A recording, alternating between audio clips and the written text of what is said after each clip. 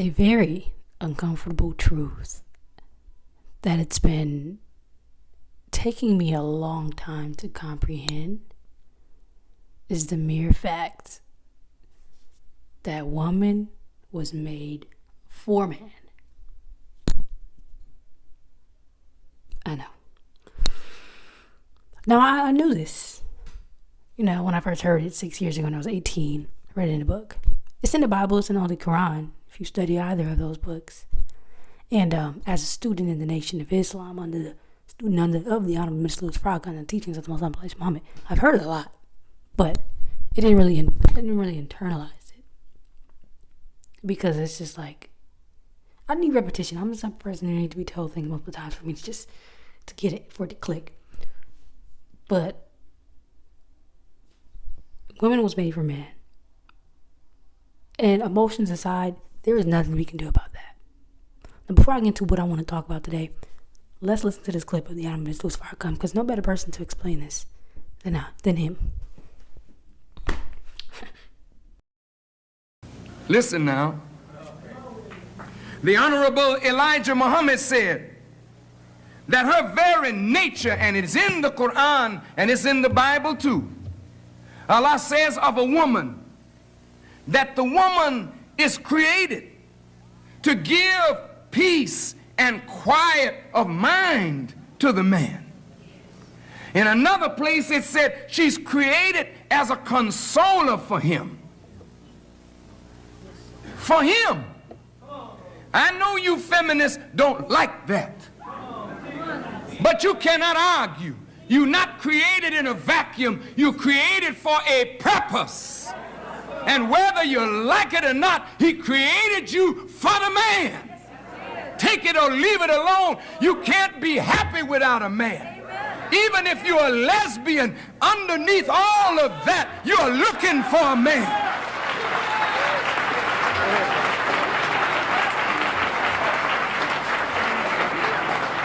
Now, of course, you may not be happy with your man either. And that's a fact of life today. But that does not mean you're not created for him. What do you mean created for him? I just don't like that language. Well, I don't know how else I can say it, dear sisters. If you notice, I don't care what you do in the professional field, your greatest joy comes when you can make a man happy with you, that man can do for you what nature and the God of nature put in a man to do for you. Now, what did God put in a man to do for you? And what did God put in a woman to do for a man? The Quran says you have a demand from your very nature on one another. You have rights over the man, and the man got rights over you. And this ain't something you demand from your lips. This is a demand coming out of your nature. And if that is not satisfied, you are an unhappy woman and he's an unhappy man. And I submit to you today that the black man is an unhappy man and the black woman is an unhappy woman, because none of us are satisfying the demand that nature put upon both of us to make each other happy. Let's go on to it.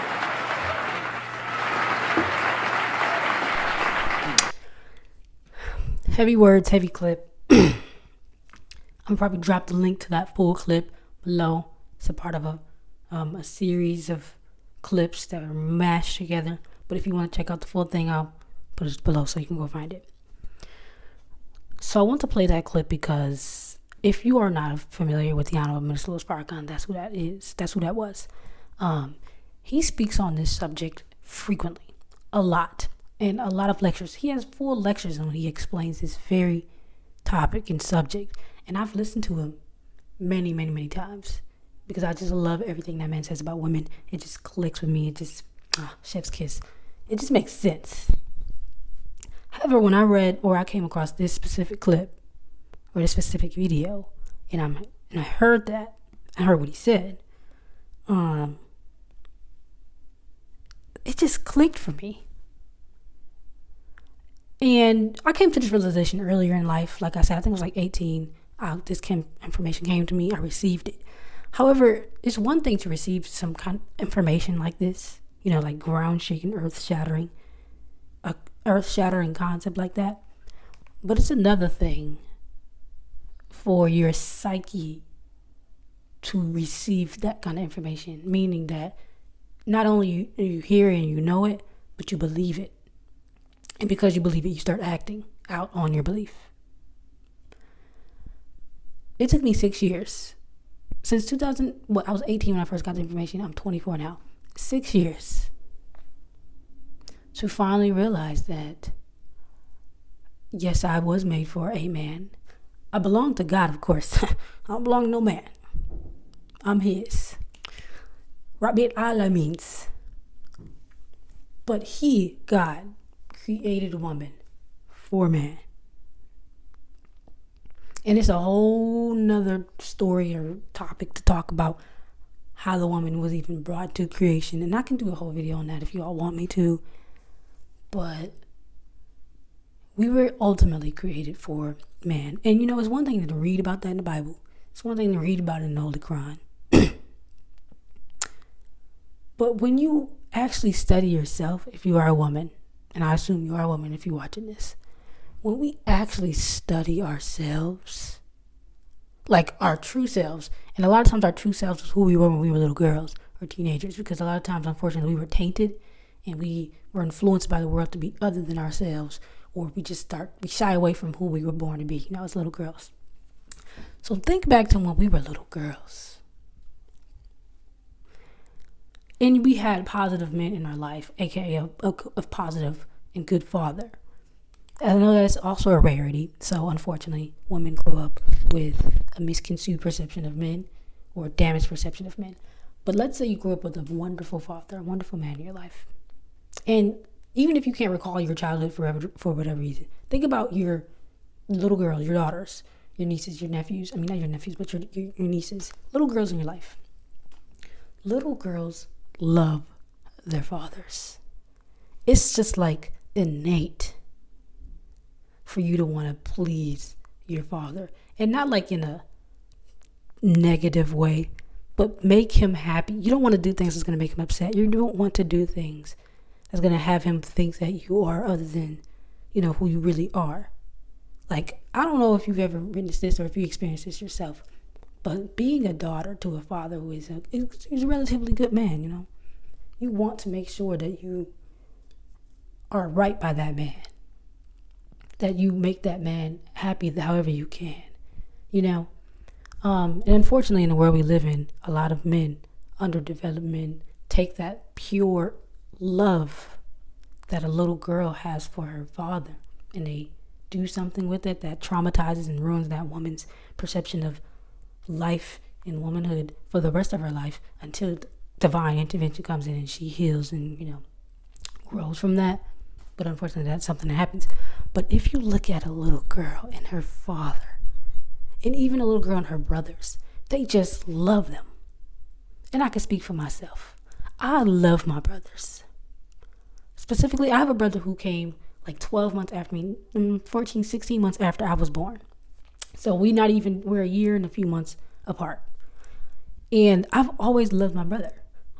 Like, of course, for at least I guess for like another 2 years, it was just us before my other sister ended up coming.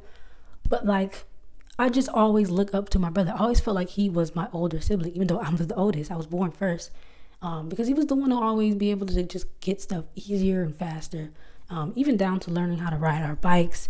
He, without training wheels, I will never forget it because it took me at least an hour to get on the bike, and fall. I was just very anxious. I just remember being so upset that day.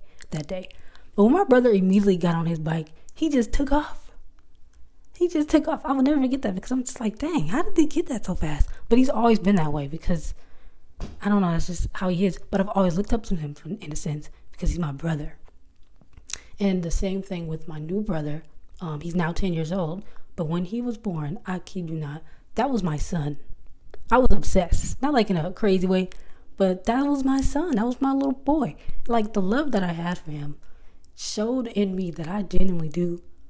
I have the capacity to like love another human being to that extent. Because prior to that, I guess I don't know, I was damaged and I just needed some healing. But like him, the way I loved him, the way I cared for him and nurtured him, that was just kind of like, whoa, that was brand new to me. And once I joined the Nation of Islam in 2017, I started studying and specifically reading Naturally Beautiful by Ava Muhammad.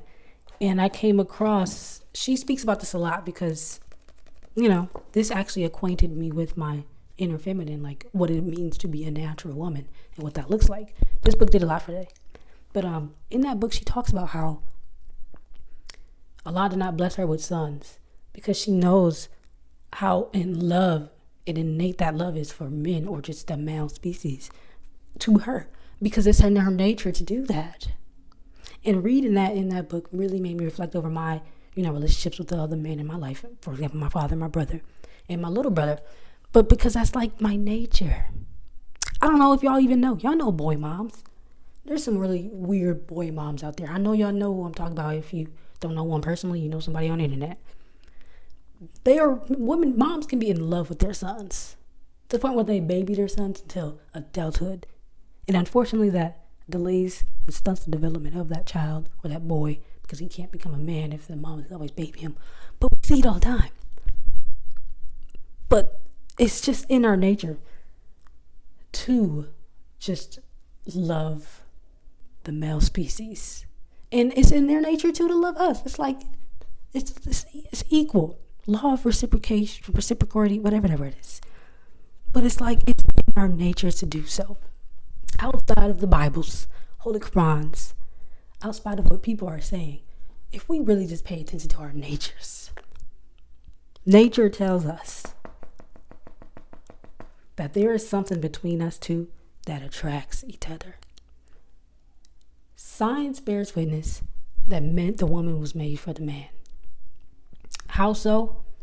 Because every single man has an X and Y chromosome, and the woman only has an X chromosome.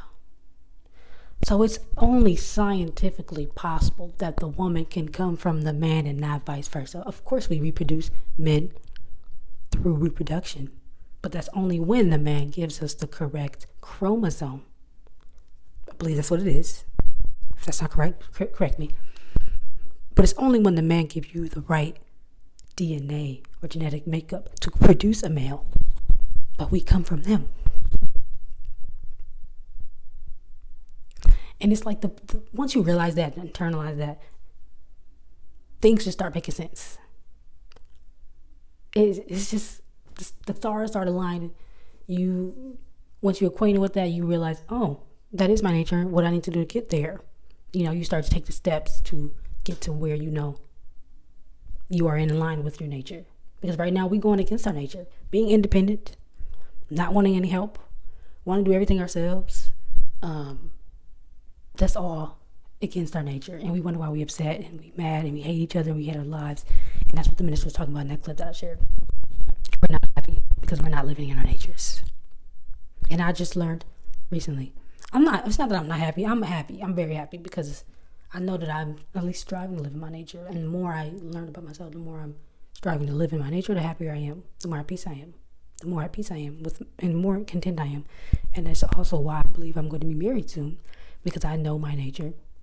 I internalize my specific mission and like what it is that I was put on this earth to do as a woman, as a helpmate, and as a future mother. Like, that's just divinely ordained to happen. There's nothing wrong with being married. There's nothing wrong with having someone to be a life partner to push you and bring things out of you so that you can be who ultimately God put you on this earth to be. There's nothing wrong with that. Now that I realize that, marriage is coming soon. And also, healing from my once my once inaccurate depiction of womanhood and femininity and whatnot. Because, like I said earlier, it's one thing to hear information, like the woman was made for the man. But internalizing it is the hard part. And that's the healing part. Healing the lost feminine. And that takes just ultimately a relationship with God, striving to be obedient to Him, whatever that looks like. If you're a Christian, if you're a Muslim, going to your church or mosque meetings, studying the Word of the Bible, what the God says about woman, and then of course studying yourself, your nature, and not what you think your nature is, but again studying you when you feel like you are just at peace and you are happiest.